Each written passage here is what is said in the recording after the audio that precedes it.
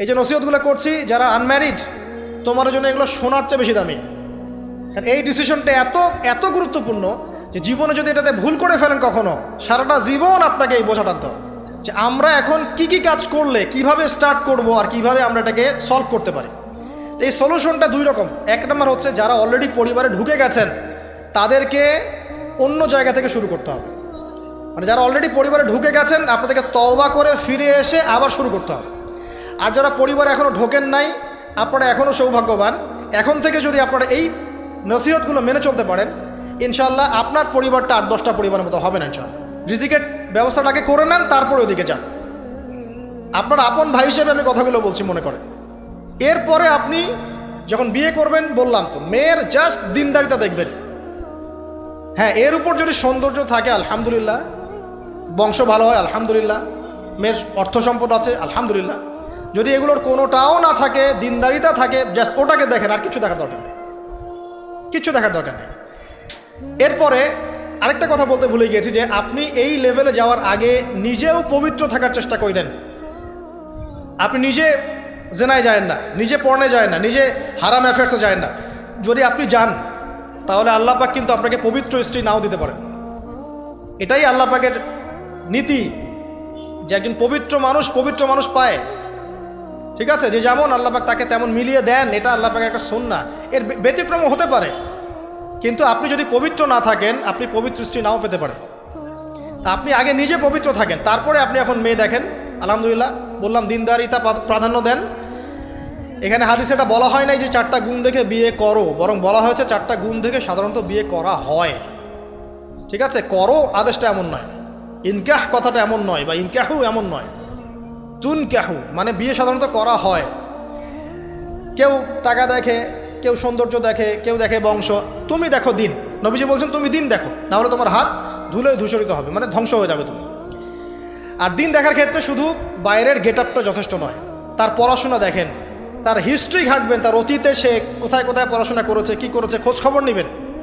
হুট করে তাড়াহুড়া করে কোনো ডিসিশন নিয়ে ফেলবেন না, এটা খুব ভুল করে মানুষ। ঠিক আছে, তার হিস্ট্রি ঘাটেন যে সে কোথায় পড়াশোনা করেছে, কি করেছে না করেছে। তার পরিবারের বায়োডাটা ঘাটেন, তার পরিবারের সদস্যরা কেমন, নামাজ পড়ে কিনা, তার ইসলামের প্রতি কেমন ধারণা পোষণ করে।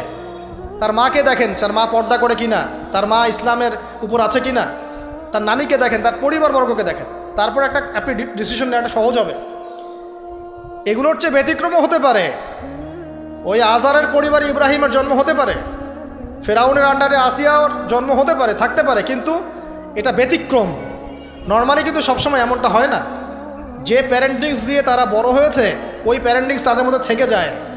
এই কারণে মেয়ের ব্যাপারে খুব সেন্সিটিভ থাকবেন। আগে পুরো বিষয়গুলো ঘেটে নিয়ে তারপরে আপনি কোনো জায়গায় পা দেন।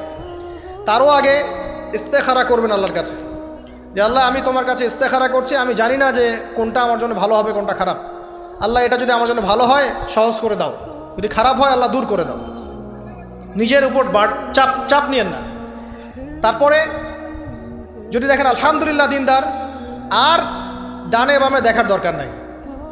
যদি আপনি আপনার মনের মতো দিনদার পবিত্র একজন মেয়ে পেয়ে যান, আর যদি সে সুন্দরীও হয় মাশাআল্লাহ, আর ভালো বংশের হয়, তাহলে সারাটা জীবন তাকে নিয়ে কাটিয়ে দেন, সারাটা জীবন তাকে নিয়ে কাটিয়ে দেন, আপনি হ্যাপি হবেন ইনশাআল্লাহ।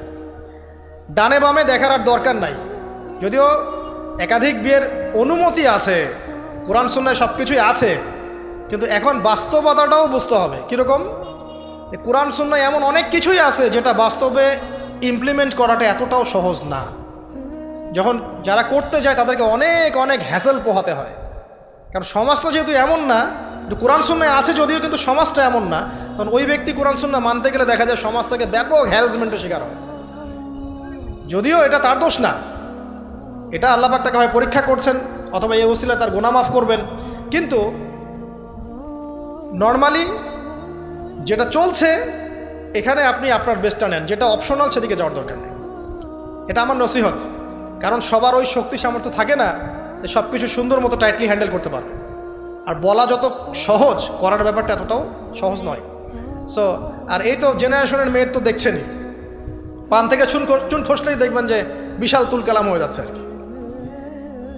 তো যদি আপনাকে আল্লাহ পাক আপনার পবিত্রতার কারণে, আপনার ঈমান আমলের কারণে খুশি হয়ে এমন একজন দিনদার, নেককার, পুণ্যবতী সুন্দরী সুশ্রী স্ত্রী দিয়ে দেন, আর ডানে বামে কখনো দেখবেন না, একদম তাকে নিয়ে পুরো লাইফটা কাটিয়ে দিবেন সব।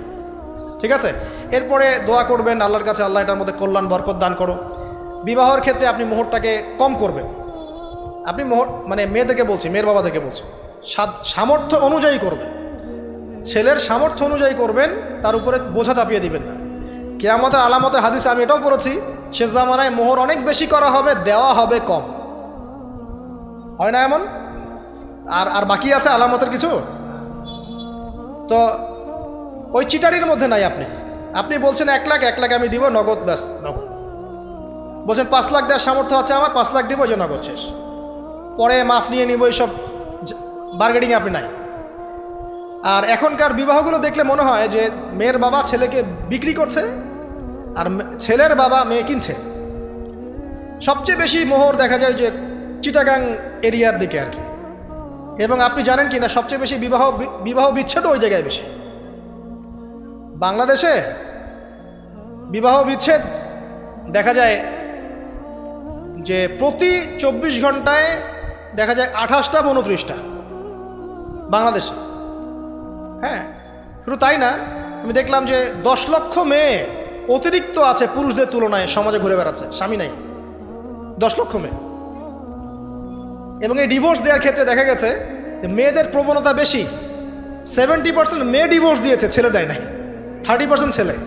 তাহলে মেয়েদের সাইকোলজি চিন্তা করেন। ও মনে করছে আমি তো এখন শিক্ষিত হয়ে গেছি, তোমাকে আমার দরকার নাই, আমি চাকরি করে খাবো। খুব বেশি শিক্ষিত দরকার নাই আপনার, দিনই শিক্ষা আছে কিনা ওটা দেখবেন। ফ্যামিলিস্ট মেয়েদেরকে নেওয়ার দরকার নাই, আপনি নেবেন ইসলামিক অনুশাসনে চলে এমন মেয়ে। এরপর যখন পরিবার স্টার্ট হবে, আল্লাহর কাছে বরকত চাবেন, বিয়েটা সহজ করে নেবেন। যে বিয়েতে খরচ যত কম, সে বিয়েতে আল্লাহর বরকত তত বেশি। হাদিস। অলিমা হবে, মাশাআল্লাহ, আপনার বিবাহিত জীবন মোবারক হোক, দোয়া করি। এরপরে দেখবেন উভয়ের মাঝখানে আল্লাহ পাক আপনাদের মাঝখানে ভালোবাসা ঢালবেন ইনশাআল্লাহ। সূরা রুমের মধ্যে আল্লাহ পাক বলেছেন, ওয়াজআলা বাইনাকুম মাওয়াদ্দাতা ওয়া রাহমা, আমি আল্লাহ স্বামী স্ত্রীর মাঝখানে ভালোবাসার ভ্রাতৃত্ব ঢেলে দিয়েছি। এটা আল্লাহ পাকের একটা আয়াত, নিদর্শন। এই ঢেলে দেওয়া মানে কিন্তু আবার সেই ঢেলে দেওয়া নয়। কথা কি বুঝতে পারছেন? আচ্ছা, তারপরে আসেন, এবার আপনি পরিবার গঠন করেছেন। এখানে আমি কয়েকটা কথা বলি যে উভয়ের মাঝখানে খুব চূড়ান্ত লেভেলের ভালোবাসা এটাই যথেষ্ট নয় পরিবার সুখী হওয়ার জন্য। পরিবারের মধ্যে এখন থাকতে হবে সলাৎ। কি থাকতে হবে ভাই? সলাৎ। পরিবারে থাকতে হবে কোরআন, পরিবারে থাকবে সুন্নাহ, পরিবারে থাকবে ইসলামী অনুশাসন, পরিবারে থাকবে খাস পর্দা। আপনার বউকে মানুষ দেখেই নাই, এরকম পর্দা।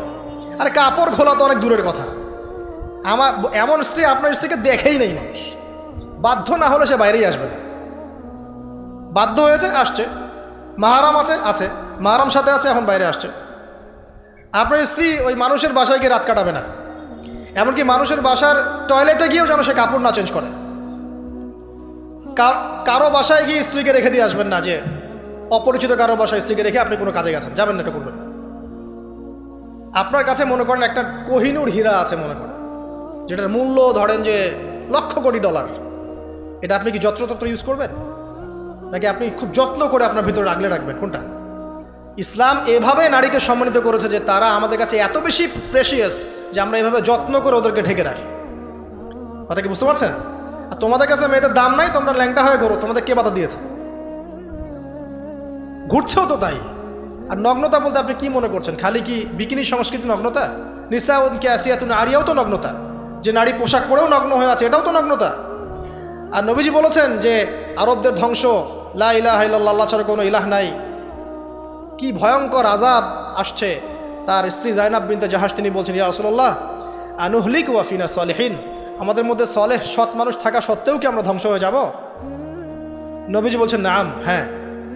ইযা কাসরাতুল খাবাস, যখন অশ্লীলতা, বেহায়াপনা, নগ্নতা ছড়িয়ে পড়বে, তখন ভালো মন্দ সব ধুয়ে ধ্বংস হয়ে যাবে। এই কারণে নিজে খুব ভালো আছি, ওরা খারাপ, ওদেরকে কিছু বলার দরকার নাই বলে ভালো হয়ে থাকার সুযোগ নাই। ওগুলো যত ছড়াবে, ভালো আলেম জালেম সব ধ্বংস হয়ে যাবে। আল্লাহ বোঝার তৌফিক দান করুন। এবার আপনি আপনার স্ত্রীর সাথে এভাবে হৃদ্যতা মহব্বতের সম্পর্ক রাখবেন আল্লাহর জন্যে। পরিবারের সবার পিছনে আপনি খরচ করবেন, তাদের হক দিবেন। কার জন্যে? পরিবার বর্গের কারো কাছে কিছু পাওয়ার আশায় না। এই ফিলোসফিটা বোঝেন। পরিবারের কারো কাছে থ্যাঙ্কস পাওয়ার আশায়ও না। আপনি আল্লাহর সন্তুষ্টির জন্য ওদের পিছনে খরচ করবেন, ওদেরকে ভালোবাসবেন, ওদের হক আদায় করবেন। কার জন্যে? আল্লাহর জন্য। এবং এর জন্য আপনি নেকি পাবেন ইনশাআল্লাহ।